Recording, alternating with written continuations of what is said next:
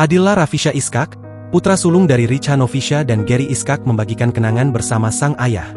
Kepergian Gary Iskak meninggalkan duka yang mendalam, putra sulungnya, Adila Rafisha Iskak. Lewat Instagram miliknya Rafisha_Adila, Minggu, 30 November 2025, Adila membagikan potret masa kecilnya saat bersama sang ayah. Dalam potret hitam putih tersebut, Adila menyebutkan agar sang ayah tenang di alam sana. "Ayah yang tenang ya di sana," tulisnya.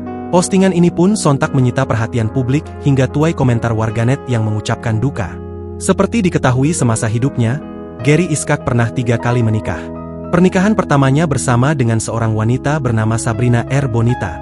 Keduanya menikah pada April 1999. Pernikahan mereka bertahan kurang lebih 9 tahun, hingga akhirnya berpisah di tahun 2008.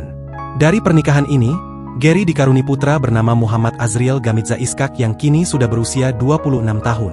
Setelah bercerai, Gary menikah lagi secara siri dengan wanita bernama Irma Risma. Namun pernikahan itu juga hanya berlangsung sebentar.